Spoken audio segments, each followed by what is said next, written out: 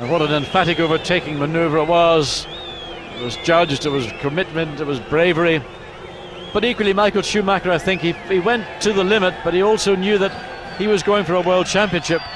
For Montoya, it was more like you're leaving a calling card on Michael Schumacher to say, I'm not intimidated by you, I will take you on at any and every opportunity, and be aware when I'm around, I'm out for you.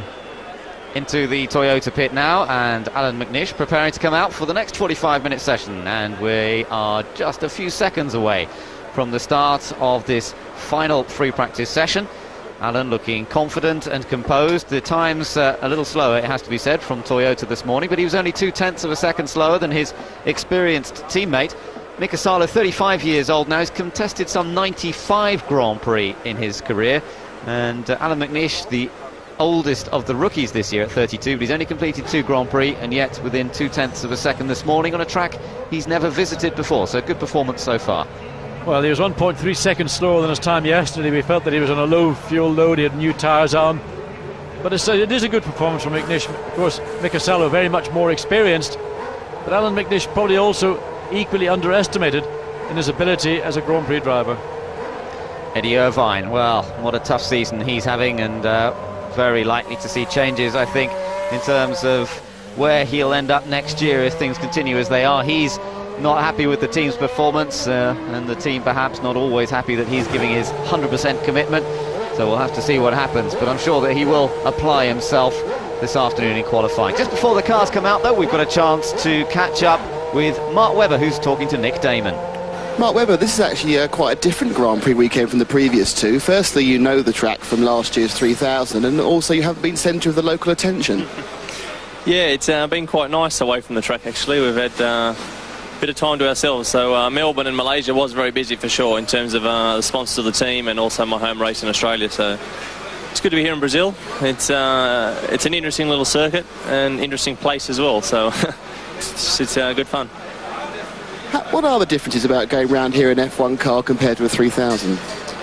Well, everything's a lot more violent and quicker, and obviously the G's are a lot quicker as well, or higher, and so some of the corners which are very straightforward in a 3000 car all of a sudden become corners in a Formula 1 car. So yeah, it's a good little track for a Formula 1 car, there's no question about it. You managed to get plenty of laps in, the reliability seems okay, but the basic pace missing? Yeah, for sure. We'd like to be a few seconds quicker. There's no question about it. But that doesn't come overnight in Formula 1. We're trying very, very hard. The guys are doing the best they can with the resources and the finances we've got. And it's always been the case, with Minardi fighting against the big boys. And like you say, the reliability is a big positive for us. And we've had the most laps yesterday, 48. We've done 17 this morning, and yeah, we're just learning a lot about the car. Best luck for qualifying. Thanks, Mark. Mark Webber preparing to come out now, and they were the two slower cars this morning in that free practice, about half a second splitting them. Mark Webber 21st, Alex Young 22nd. Now all the drivers basically getting themselves ready to come out. 1 or 2 cars on track already. Fisichella's out, so is Mika Salo, and as we saw a moment ago, Ralf Schumacher coming out of the Williams garage on a brand new set of tyres. Jacques Villeneuve preparing, and here's Heinz-Harald Frentzen. Only 9 laps completed this morning. Hopefully he'll get a few more in this second session. Well, it sounds like the Arrows team are still going through the traumas of getting a brand new car and a brand new, or revised team, put it that way, up to speed, but mainly on the reliability stakes. And Frentzen certainly has got the speed, and the Arrows is also a quick car. I would expect to see Frentzen given a fair opportunity to be capable of putting that car in between 10 and 15 on the grid. Michael Schumacher very happy just to sit back and just watch the initial moments. Ralf Schumacher, in fact, we're just looking at now, starting a lap. In fact, as he came up for that final segment, was the quickest of anybody. Brand new set of tyres on Ralf Schumacher's car. This is a serious run. He's got 3 cars ahead of him, Panis, Sato and Salo, and he's going to be very, very unhappy about that. A run that was potentially going to be a simulated qualifying run. 3 cars in his way. Takuma Sato, is he aware that Ralf Schumacher is out trying to do something which is for the team? Yeah, well, Sato's on the outlap, but he's in the way there, or he's... Craig. That was the wrong turn, Patrick. Patrick, that was the wrong channel. You're on the driver channel. There we are, just hearing a bit of team radio from Williams that weren't quite, and not everyone's on quite the right channel. That was actually Patrick Head that we heard talking to Ralph, and he shouldn't have been. He shouldn't have been on the driver's channel. He was trying to talk to someone else in the team in the pits. One of the things that can happen, of course, by accident. So Ralph Schumacher's lap, which was potentially going to be a stonking lap, has had to be aborted. He's now going to start once again, 2.2 seconds down. So what he would have done was just cruise through that middle section of the circuit. Then as he comes down through the Magulo corner, pick up speed. And we wait to see what Ralph Schumacher is going to do in this lap. His brother flicks through the various data channels available to him. Let's now dive in again. Fresh rubber for David Coulthard. So a lot of people going out on new tyres. Just watching Ralph Schumacher's time on the first segment, he's looking very quick indeed. And as we saw this morning, it seemed to be the first flying lap that was the best lap. Let's watch on board with Ralph. He's definitely on a quick lap here.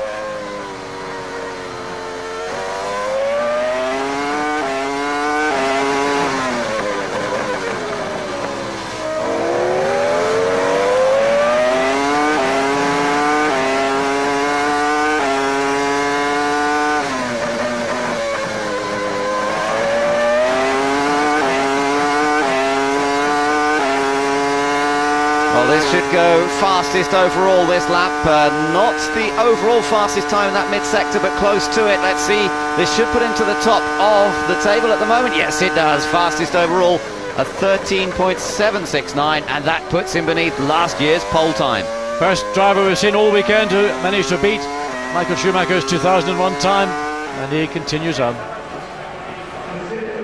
Well, and I think Peter's got some information from Williams. Let's go down to Peter in the pit lane. Well, I'm still laughing actually when I hear Patrick break in on the driver's channel there. It's not the first time something like that has happened. You see Patrick at the moment, he's one of the few people in Formula One that never has his headset on, which is amazing when you think the amount of noise there is. The other thing he does quite often is talk before he presses the talk button. It's also quite amusing. And it reminded me of '98 when Zanardi was driving with Ralph Schumacher, and during qualifying for the German Grand Prix at Hockenheim, poor Alex was way off the pace. And as Ralph Schumacher came into the stadium, Patrick's voice bellowed into his head saying, "Do you realise you're 7/10 slower through the stadium section?" He thought he was talking to Alex Zanardi. He was actually talking to Ralph Schumacher. So that didn't go down too well. Anyway, back to you. Thanks, Peter. Yes, I remember that being reported, and it kind of helped Ralph Schumacher's concentration on his qualifying lap to suddenly hear that. Now we're watching David Coulthard, who looks to be going pretty quickly. Yes, he's just a few hundredths of a second down on Ralph Schumacher. Again, coming through this critical midfield part of the circuit. We saw that funny oscillation from the McLaren on the Michelin tyre, whether it was a combination of look again, the bouncing of the car, the wheel as it kips on the curb. Let's see if we can catch it again. It was on that super slow-mo shot that we had yesterday. Coulthard turns the car in, looking more confident in this run. 4 tenths away, he lost the best part of 3.5, 4 tenths in that infield section to Ralph Schumacher. Personal best in the first and second segments. We'll see an improvement in time. It'll probably put him up to third place ahead of his teammate Kimi Räikkönen. Yes, let's see what it is, but that middle sector certainly losing a lot of time to the Williams BMW, so 17.272, so he stays fifth there. He lost 2 tenths on the last sector, but that middle sector was where he lost a good deal of time. Still pushing hard though, look at this, still absolutely on the limit. Let's see whether this next lap's quick, although he's got some traffic up ahead to deal with as well. Yeah, Felipe Massa, Bernoldi, they come down, and then we've got Jenson Button and McNish as well. So 4 cars. In the meantime, Coulthard, 302 kilometers per hour as he went into that descended Lago corner, into the midfield part of the circuit. We dive back into the Williams pits to watch Juan Pablo Montoya on used tyres, not new ones as Ralph Schumacher was using at the start of this session. So Montoya goes out instead of used tyres. Beyonce Connie keeping a close eye on Juan Pablo's progress in this free practice session.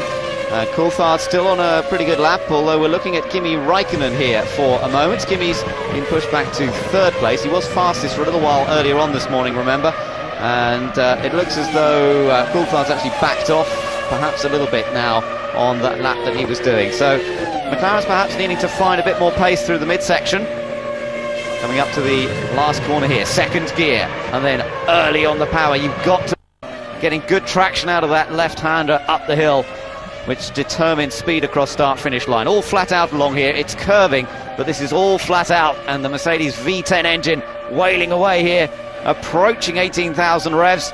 And across the line for Raikkonen, there's nothing special at this point. A 1:14.9, about a second off his best so far.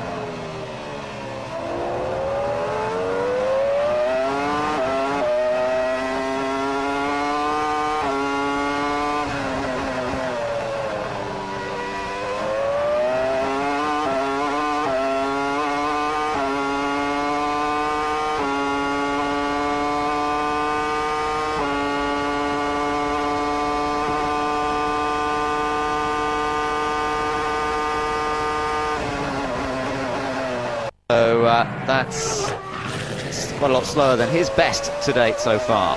But as we know, we saw him go out on old tyres, John, so we wouldn't expect a particularly rapid time here. No, and I think he'll have probably more fuel on board than Ralph had. It's difficult to tell. We're only second guessing what's going on between the different drivers in the same team. Try the downforce, try the tyre pressure. Sorry, roll it. Try the downforce. Yeah, level 13 downforce, please, guys. I'll sort it out now. Interesting situation at Renault here. There has been a little bit of sort of pit lane rumour and chat that perhaps Pat Simmons would be leaving the team, but in fact the team have issued a comment, a release, to deny that emphatically and say that Pat is still very much a part of the Renault F1 team. Yes, just before the start of the season there was a suggestion that Pat might be moving on. One of the teams that was talked about was Jordan, and I think even Jaguar came into the frame as well. But Pat Simmons, an extremely valuable member of the Renault team and somebody that the team would really not wish to lose. And obviously whatever the differences were, or whether the rumours had fact or just simply a fiction, Renault clearly announcing that Pat is a part of the team, and Flavio Briatore going out of his way to say not only is he a member of our Renault team, but he's a close personal friend of mine. So there is the value that the Renault team place on Pat Simmons. Been with them, of course, back in the days when they were Tolman into Benetton, and now, of course, Renault. Yes, that's right, and a major part of their championship winning years in 1994 and 1995. He was actually race engineer then for Michael Schumacher.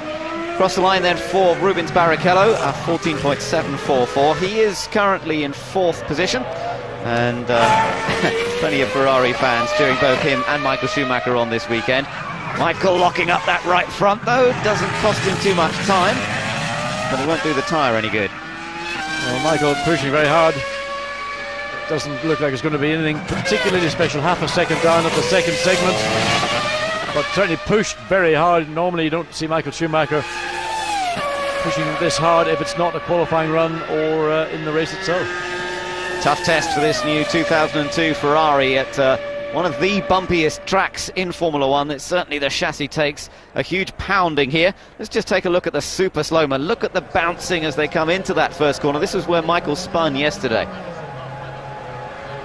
Turns it into the left-hand part of the centre S. This is down at the end of the pit straight, remember, working the car. Just look for any tyre deflection, that outside front tyre. We can't see anything. And we're not seeing the kind of oscillation we saw on the inside the unloaded wheel which we saw on the Mercedes McLarens with the Michelin tire. Fascinating pictures. Look at the right front. Just keep looking at the inside tire, because that's the picture that for me is very important. And it seems like Bridgestone Ferrari have got a better handle on that situation than the Michelin McLaren Mix. That's the word. We're in with David Coulthard in the pit now as he prepares and waits a few more adjustments made to the car. The science of Formula One racing, certainly there's so much data to look at and to concentrate on. Well, there's a right pair, Eddie Irvine and manager. And whether you look at the pictures and just get more depressed, or think, well, we know we've got the speed, we're just waiting for the moment to show the world that Jaguar are on the road to being a competitive Formula One team. As once again Michael 3/4 of a second down. He seems to be doing a series of laps, doesn't he, at this stage? He's putting a little run together at the moment, but not perhaps going for the ultimate fast lap. Just watching Olivier Panis, the Frenchman driving for BAR, who we gather has already done a deal with David Richards to carry on with the team next year. And a lot of people say he's one of the most underrated drivers in Formula One, John. I think he is underrated. I think the year he spent with McLaren as his test driver for the team, and the fact that Keke Rosberg's management company has also become involved, have transformed Olivier Panis from being the archetypal Frenchman into being a much more rational and mature Frenchman. And his value to the BAR team is being appreciated, and I think it's very sensible of the team to retain one of their current drivers. Now, having said that, it doesn't sound like Jacques Villeneuve is going to be around next year. Yeah, well, we'll wait and see what happens. Yes, watch developments closely there. Ralph's on a quick lap here. First segment time, fastest of anybody.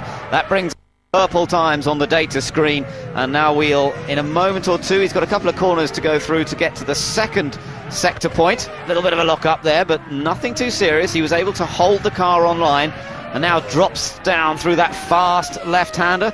And let's take a look at the second segment time here. Not quite as quick through the middle sector, but still a pretty quick lap from Ralf Schumacher. He is fastest overall anyway, but I'm not sure this is going to be an improvement unless they've worked on something that will give them a faster sector time through the last part here. Let's just watch and see. 17.1, no, so he's slightly slower on this lap than his previous best. But teammate Juan Pablo Montoya has gone back out on track, and now Montoya is on a brand new set of Michelin tyres. So we will watch Montoya's pace very closely, and we've got a car stopped at the end of the pit lane. We'll try and identify that for you as quickly as possible. Patrick Head and Gerhard Berger keeping a close eye on proceedings at the moment. Barrichello in the pits.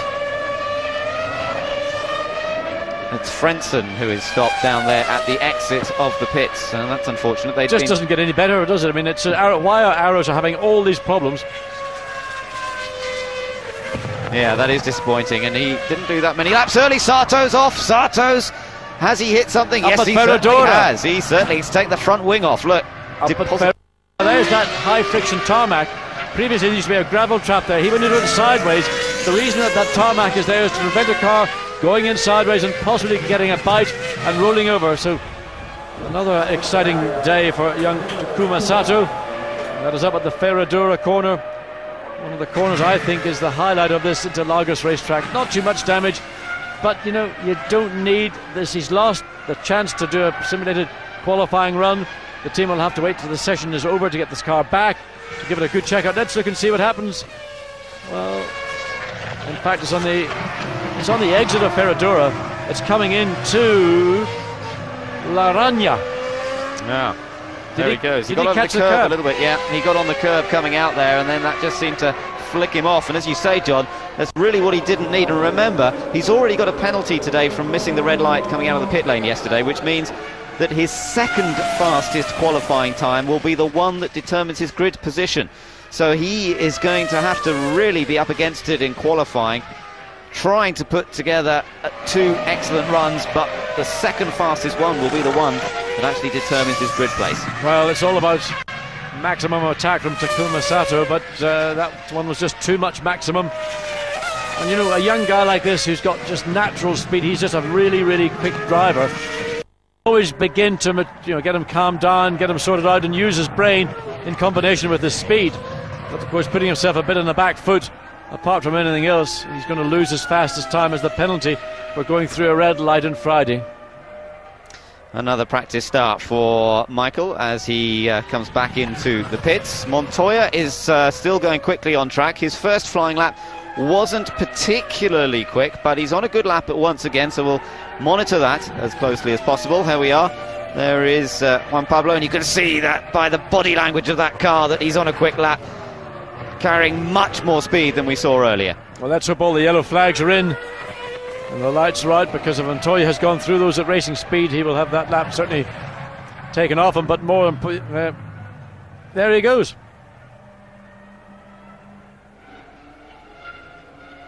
I didn't quite catch what yellow flag that was.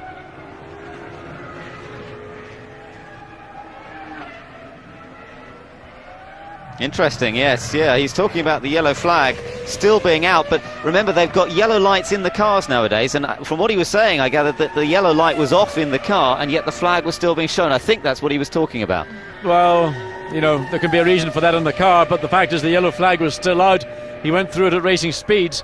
He can argue about it later, but he will probably have to go in front of Charlie Whiting to make sure that he doesn't do it again. Yeah, he also had to ditch his first flying lap because of the yellow, so this has really messed up his chance to see how the new tyres react and to see what time he can get out of them. This shouldn't affect his preparations too much, it just will frustrate him. And there you can see the tyres working very hard once again in that super slow-mo. Great pictures once again. As he turns to the right hand, you can see the right hand edge of the front tyre off the road, even though he's using plenty of curb there. And he used tons of curb that time. Well, Juan Pablo was getting very, very frustrated. Remember, this is on a set of new tyres. He needs to gain all the information possible. He also wants to set a time to eclipse his teammate. Ralf Schumacher is still quickest of all 22 cars out in field. Montoya currently down in 6th place.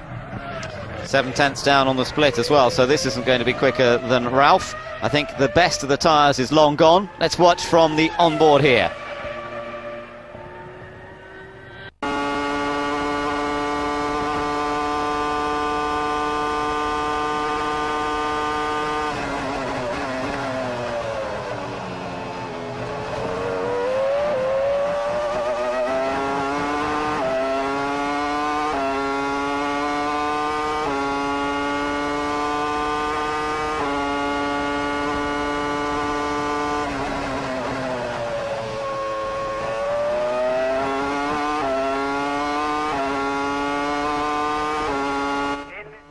In this lap.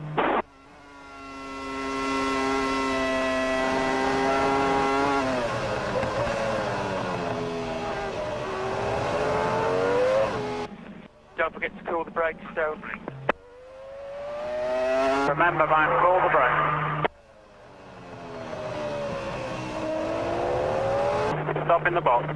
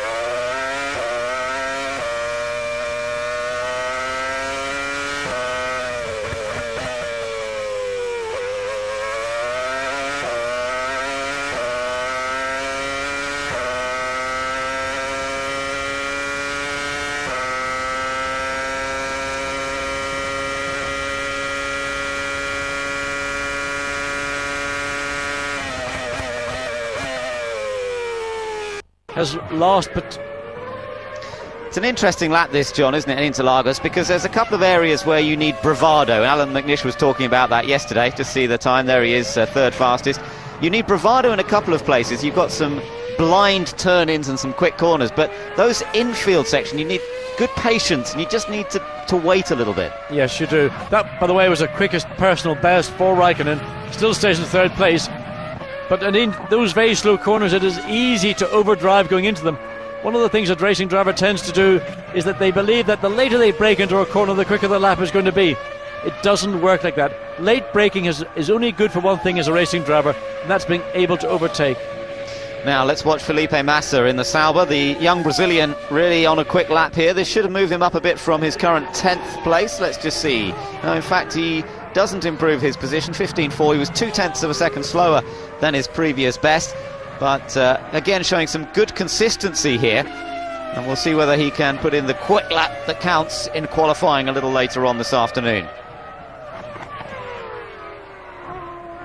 The McLaren's on track, and at the moment, Kimi Raikkonen coming up the hill to rejoin the start-finish line. There is Kimi, third fastest currently. This lap I don't think is going to be any quicker than that, at 1 minute 14.298.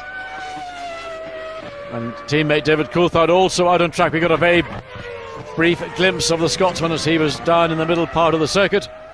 So Coulthard now beginning the climb uphill all the way. We see David Coulthard. Now this is going to be the first flying lap on this particular run for the Scotsman. So far nothing particular in fifth place. David comes across the line 9/10 of a second away, 1:14.6, and that's 4/10 of a second slower than his best. Winner here last year, of course, David Coulthard, beating this man, Michael Schumacher, particularly in the wet conditions later on. He passed, Michael pulled away to take the victory. And McLaren have had some great success in Brazil over the years, 10 victories to their name, the most successful team in the Brazilian Grand Prix. And in recent times, very successful in qualifying as well, poles in 1998, 1999 and 2000. But Michael Schumacher took pole here last year, and he's hoping this new car will do the same for him this afternoon. Meanwhile, Patrick Head just focused, concentrating, keeping an eye on everything. Nothing escapes his gaze. I'm having a chat here with Gerhard Berger. Yes, they've got all their monitors just to the side of the main pits, and they just pop in the two BMW. Mario Tyson, the designer of the engine, Frank Williams also there watching the screens. And it's interesting just to get a little glimpse of what's going on, the relative positions of the team versus the engine supplier. Both have got the same goal, of course, and that's to be successful. Good working relationship there between those two, no doubt about it. Now into the Renault garage. Listen up to the radio. Go back.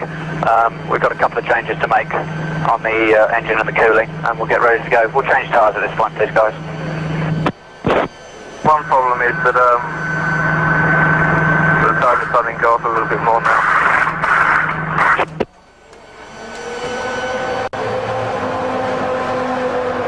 Once again, great privileged access we have, not only inside the garage and the view that we have, but to be able to listen to these guys at work, talking to their race engineers, discussing what's going on. Fantastic to get this much into Formula One. There's no other opportunity to do this. We've got it all here for you. Let's listen to the Williams radio now. Well, it's pretty scrambled and not being able to make much of that out at the moment. And there's Dickie Stanford. We heard from him a little earlier on in the programme. Yes, we did. But it's amazing, all this radio traffic, and you rarely hear any swearing. I mean, in my day, if we had radios, it would be on. You couldn't put it out on air.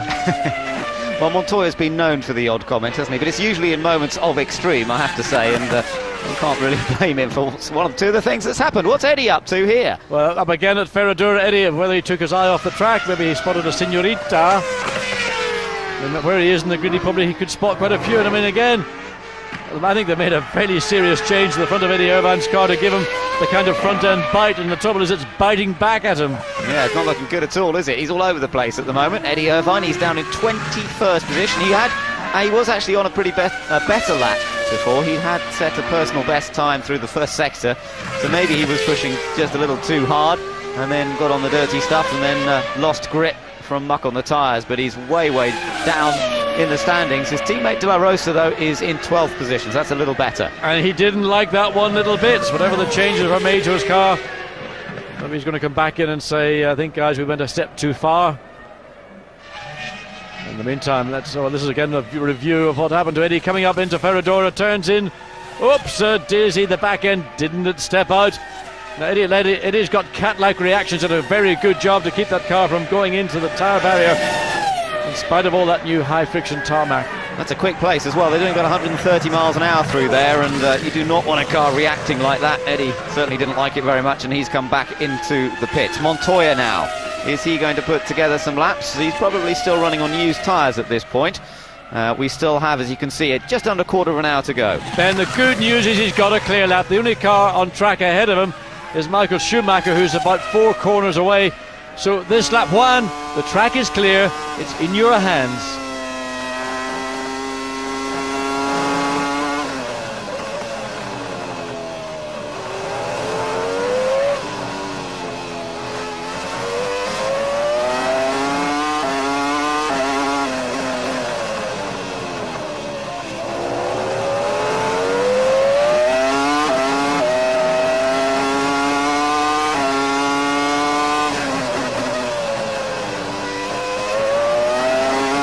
They're very tidy through that infield section, wasn't he, John? Yes, and this is a set of tyres that has already done one run. So Montoya clearly picking up time. You could see how smooth he was in those very low-speed corners, and there's still even the slightest hint of an oscillation. 4th quickest for Montoya, but just that thing we saw on the McLaren yesterday is just about perceptible at a normal speed. And as Dad Montoya looks at the monitors, and I'll tell you, a lot less emotional than his sort of young son. That's right, yes, just looking on at what's going on track. Montoya then looking very controlled. He wasn't quite flat out through the very quick Megulo corner, but as we said, he's not on new tyres. You could definitely hear the trace of a lift. I'm sure he's going to be more committed once it comes to qualifying. And Michael really almost dirt tracking the Ferrari as it drops down in that difficult corner. Hard to keep it in. Just a very quick application of opposite lock to keep the car on track down through this very quick, almost flat out Megulo corner. And you've got to get the car slowed down, because here, if you're late on the power, it'll affect you the whole way up the hill incline, all the way along, start finish straight, and you could lose 0.2 of a second. Steep old climb, that makes you breathless walking up that part of the track, there's no doubt. It might not look that difficult from watching it on our screens, but it is very steep indeed, and the power of the engine crucial to get a quick lap here at Interlagos. He's backed off now. Remember, it's still Ralf Schumacher who's fastest in this morning practice session number 3 of the Brazilian Grand Prix weekend. You've been able to watch all the action here on F1 Digital, and we're building up towards qualifying and that all-important grid-determining session. That was the moment when he got sideways. That was a big opposite lock.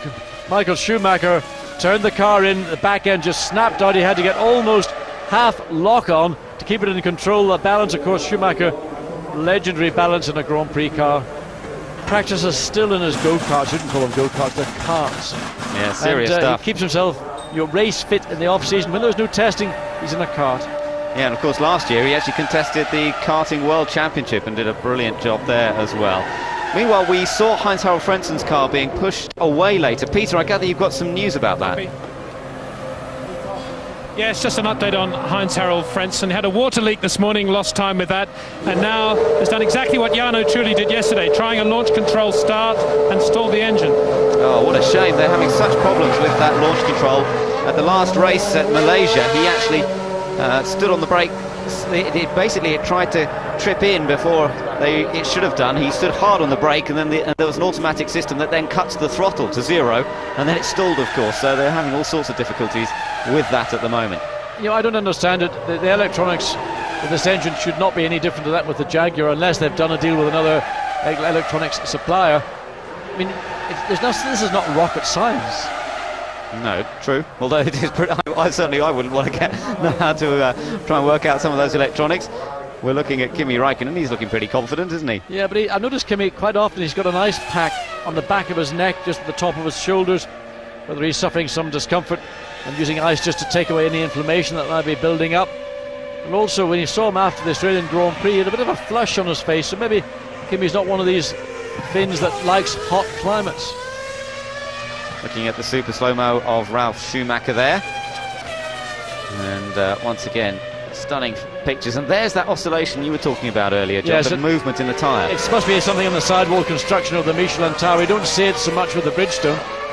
It's those Bridgestones that have helped Jacques Villeneuve put in a respectable time. He's now 8th quickest in a 1:15.131, but that's some 1.5 seconds away from the fastest we've seen so far this session from Ralf Schumacher. This is a good lap from Nick Heidfeld. This should move him slightly further up the order. He's currently in 9th place, so very respectable once again from Salva Petronas. And let's see whether this moves him further up inside the top 10. As I say, 9th already. Where does this put him? Across the line, it puts him 1 place further ahead into 8th. Well, my local hero, Eddie Irvine, is having another go. He's gone back out, having had a scare about 5 minutes ago. And Irvine's had his personal best in stage Sector 1 and Sector 2. So Irvine, 21st and probably hating it, is he's expecting up to 16th place. He's moved up to 16th, so nothing to really shout home about, but nonetheless a slight improvement for Irvine as Ralf Schumacher takes a look at the monitor himself and just relaxes before getting out for a final run, I would think, with just 9.5 minutes of this session to go. Now this is the point where we'll be looking for new tyres going onto the car. Again, another change of rear wing perhaps here for Michael Schumacher. This is all part of the process that the team will go through. They will have done all this, of course, back in testing either at Fiorano or at Mugello. But of course here in Interlagos it is very much a circuit where you have a distinctive qualifying setup and a distinctive race setup, and part of that may be the shape of the elements that they're now changing one to the other. I suspect that this is the qualifying rear wing setup that Ferrari are putting on to Michael Schumacher's Ferrari, and with just over 8.5 minutes remaining, he will probably go out and, well, about 3 minutes remaining and try and get in 2 clear laps. This would be a further improvement for Eddie Irvine. He's 17th now, but he's showing his personal best sector times on the first 2 segments. Let's take a look to see where this puts Irvine. Well, it puts him up to 15th place, so again, not a huge leap up the order, and I would have hoped for something maybe a little better than that, a 1:15.5. And that's quite a long way off the pace at 1:13.7. Ooh, bits coming off. One of the Minardis. And that was that on the track, or did that come off the car? Yeah, interesting. Mark Webber's car that was, that we saw something coming off, and I don't know quite what that was all about, but certainly looked as though it could have come from his car. And it's good to see that he's in the pits and they can have a good look at it and make sure it's as it should be. Now, Jenson Button is on new tyres. He's going very quickly, let me tell you. So we look at this great view from Felipe Massa. We saw that same camera used in Malaysia on board Rubens Barrichello. This time we've got the sideways shot from Felipe Massa.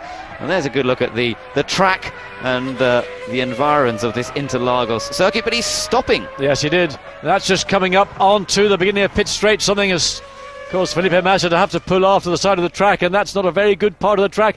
Jenson Button out in the lap, and he's going to come up to this segment of track on his quickest. He's just gone through the second intermediate. He will be with Massa well, he's just gone past him, in fact. So Jenson Button thoroughly disappointed. Yellow lights on. He will have been warned from cockpit as he comes across the line. Let's see what Button does. I doubt he slowed down. He goes fastest. Jenson Button goes fastest on a 13.686. Now, will he get into trouble for that, John? Oh, well, most definitely. I mean, Jenson Button may have come with lots of loot in his pocket, but I tell you what, a lot of it will be removed from his pocket, because that is wrong. You're not allowed to do that at a yellow flag station. He didn't know whether it was a major problem or a minor one, as it turns out, but he was on a run. He was personally quickest in the first 2 sectors. He's quickest of all in the 3rd sector. He's quickest so far by 13.686, by a 1/10 of a second from Ralf Schumacher. Well, his teammate's also going very quickly. He's just set the fastest mid-sector time. So both Renaults. He's being told the yellow flag. He's going to have to slow down, with Massa standing up in the car trying to get this done. Gets out the wrong side. Get out of the other side of the car, you idiot. Well, he is offline there, but of course the cars are coming past at about 170, 180 miles an hour. And of course the yellow flag's still out, so nobody is really allowed to set a quick time. Trulli's just gone second fastest in the other Renault. Renault 1-2 at the moment. That's good news for the team, but they may get into trouble for setting quick times when yellows are out there. But you can see the delight down there in the Renault camp. Fernando Alonso just to the right of centre there, the test driver. and he's been responsible for a lot of hard work over the winter as well. Be pleased to see that as they come back into the pits, or Jensen coming into the pits, and R03 will be heading in a moment. Well, that's certainly important to what we might expect when this qualifying session gets underway in a little over 2 hours' time, and excitement for all the British fans that have come out to Brazil to the Interlagos circuit. P1, what a good sign that is. You can see the delight there in the team to be able to hang that out to Jensen. Well, it's not that important at this stage, but it's still good morale boost to see that come up. And for qualifying, maybe the Renaults are going to be a factor. We saw their improved performance in Malaysia, particularly in the race itself. The car was slightly nervous, lost a little bit on the entrance. I think I went in a little bit too quick. Slow speed corners, braking feels quite stable. No real problems with locking up. Turn-ins under 2, I'd say, and apex 2. It doesn't seem to like the bumps at turn 2. Losing a bit of time through turn 2, getting on the power.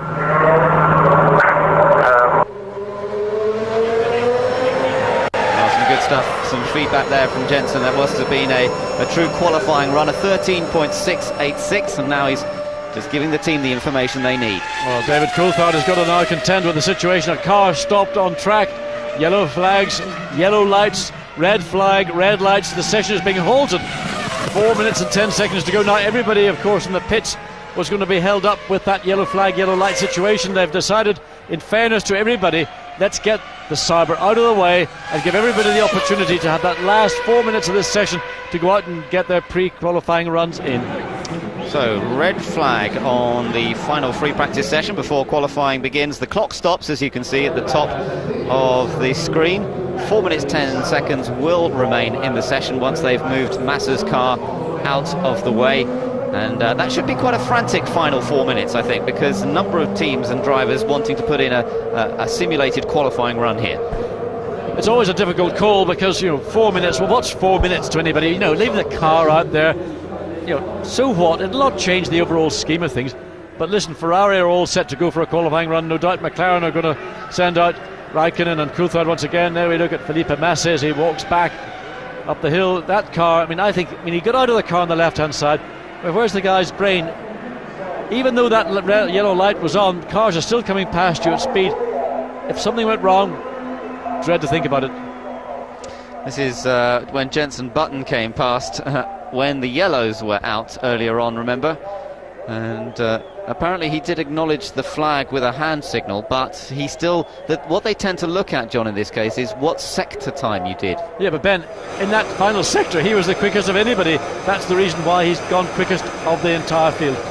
But, I'm sure the team and Flavio Briatore, talking to the engineers, they would be saying, look, oh, did we not tell you to slow down? Sorry.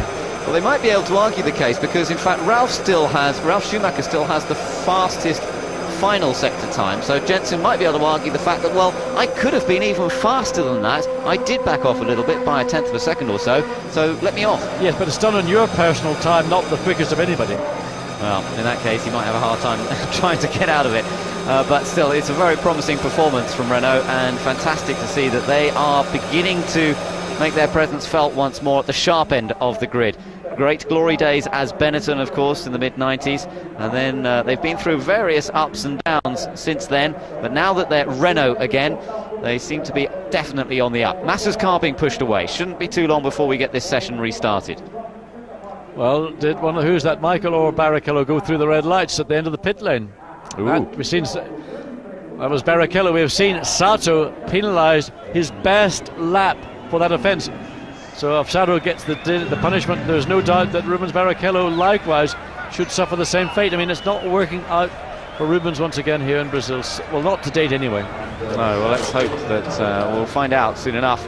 If he does get penalised, as you say, John, it'll be the same as Takuma Sato, that his second fastest time will be the one that counts for his grid position rather than his fastest time. Session restart at 11 o'clock. That's just under a minute away now, and we'll get the final 4 minutes of this session completed. There is Rubens in the car, and Felipe Massa getting a little bit of crowd reaction going here. Well, it's great to see, and it's getting good response. He might be the new boy in Formula One, but he is from this part of the world. He's from Sao Paulo himself, and he's thoroughly enjoying himself. And very much this Brazilian star for the future. I mean, 20 years of age. He can go on. I mean, Michael Schumacher's talking about racing him for another 3 or 4 years. He can have a Grand Prix career, assuming he can find the performance, for certainly 10 to 15 years. We gather that it's some sort of electrical problem that's made the car pull off to the side of the road there. At least the car looks okay. As long as they can cure that, he should be fine for the start of qualifying. Into the Toyota pit, right up inside close once again, as they prepare to take those tyre blankets off and send McNish out to the green light at the end of the pit lane, and we're all set for the final 4 minutes of free practice. But in many ways, you know, it's just crazy. You're going to get probably half, if not 3/4 of the field all dive out at one time. The track will be just so busy, and the chances are a brand new set of tyres which you want to run, would either be better to keep them for the race, knowing that I've got 4 sets to try and qualify with, or am I going to go out and take a chance and maybe find out something I didn't realise previously. There we see the highlight. There's the flag on the right hand side. Jensen's hand, where is it? Come up, lift your hand, Jensen. We didn't see the acknowledgement ourselves, did we? It's difficult to see it. We had to highlight that on the screen. Mika Salo looking up. So Salo probably not going to go out. I think the way his body language is talking, it looks like Mika's decided there's not much point. I've got the information I need. And Mika Salo in 9th place. So you know, the Toyota once again looking very, very impressive. Yes, it is, and we'll see what McNish can do, because it looks like he's gone out for a run. A Jaguar and another, is it a BAR or is it... I think it's an Arrows. I think we've got the one Jag and one Arrows. Arrows at Bernoldi, yes. Bernoldi, he gets going once again. De La Rosa it is, who's stopped down there on the exit of the pits this time. Both got the same engine. They have indeed, but I don't know what's causing their problems. It does look as though they seem to have some sort of, if they're practicing their launch control down there, which a number of drivers are, does seem to be causing problems. Well, that's more of an issue for tomorrow, as Rubens Barrichello just begins to build up a bit of pace. McNish is on, well, he was on a quick lap, but he's had to back off, so he may well have encountered traffic. Ralf Schumacher's just gone out, and he's on a new set of tyres, so that will give us a very good indication of what this afternoon's pole position pace is going to be. Michael Schumacher's going out on scrub tyres, we gather. That's interesting. I think that's probably a very sensible move, because Michael's not just thinking about qualifying, he's thinking about the race. I suspect in his own heart he thinks that Ralph and Montoya are going to be the 2 drivers that will occupy, certainly one of the 2 Williams will occupy the front row of the grid. So if he can save tyres for Sunday, it will put him in a strong shape. Look at that, temperature is rising literally by the minute as we watch Rubens Barrichello descend through the centre curves, through the Curve de Sol and onto the back straight. This looks like a pretty good lap from him. David Coulthard is ahead, and Coulthard in fact has just set the fastest first segment time. Looking at Jarno Trulli, and he's also pushing very quickly, a personal best through that sector, but Coulthard faster. Let's watch Trulli, he's slightly ahead on the road of Coulthard. Coulthard a couple of corners behind through the quick left-hander. He's got a car ahead of him to deal with as well. That's Ralf Schumacher who's just ahead, so he's going to have to watch out for that. Right now it is Michelin. The first Bridgestone tired car is Michael Schumacher in 4th place, and then it is Michelin, and the next one, Bridgestone, is in 7th. Coulthard very quick. Yes, Coulthard's on a good lap, but Trulli crosses the line. He remains second fastest, 1:14.076, 3/10 off. Let's see whether Coulthard now takes the fastest time again. Fastest on Friday. Is he going to go fastest in this free practice? Yes, he is. David Coulthard, fastest for McLaren Mercedes in the final free practice before qualifying, but 1 or 2 others still going quickly. Ralf Schumacher, here we are as he climbs up all the way up to Ferradura. Quickest now in that first sector. Comes through this long rising, and then suddenly the road falls away from you, then you're hard on the brakes, down the gearbox to first gear. Traction control cuts in. Look at that way he can, that's confidence. He throws the car in. The balance of the Williams is so good through this intermediate part of the circuit. I tell you what, that first sector time he did, John, was stunning. It was about 5/10 of a second up, I think, on what Coulthard had done. So a very, very quick lap, and well, it's just a bit quicker at the second intermediate. This looks like Ralf Schumacher could go fastest. Checkered flag is about to come out. Is he going to beat it? It's going to be marginal as he comes to the line. Flag goes out now. He's going to be the first to take the checkered flag, and he goes fastest with that final lap for Ralf Schumacher in this session, a 13.543, 0.2 of a second under the existing pole record. That gives us some idea of the qualifying pace here this afternoon. Interesting that Ralph was so good in that first sector, but lost quite a lot of time in those second and third sectors. So Michelin, Bridgestone, Michelin. There's your top 6 in terms of tyres. Ferrari, the only Bridgestone team in the top 6.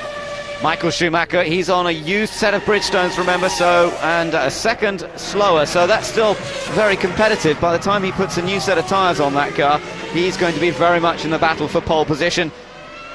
A second's difference between a set of tyres that have done quite a few laps and a new set is certainly possible.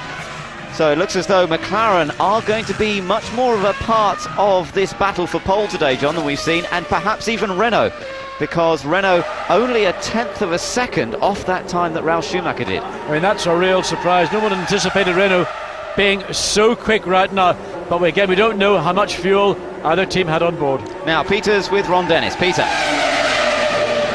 Ron, end of the preparations for qualifying now. Where are you standing? Well, we can go a little quicker, but it's a question as always, how much fuel everybody's running. We've got a little weight to lose, so let's hope it's going to be enough. But the cars look good here. You've got a good balance. I think we've made a good step on the cars, and all being equal, we should at least be able to score points, but it's going to be tough to win the race. Now, before this session started, we saw you in a rather animated conversation with Charlie Whiting. Can you share a few of those words with us? Really, along with most of the other teams, we're not particularly happy with the interpretation of one particular regulation, which is providing Ferrari with the opportunity of having 20 sets of tyres available to Michael, i.e. 10 sets for the new car, 10 sets for the old car. I think most people feel it's a pretty broad interpretation of the reg, and I think we just, rather than come into a more formal process, we're really trying to encourage Ferrari to avoid the conflict and take a decision on what car they're going to run and which tyres they want to run on it.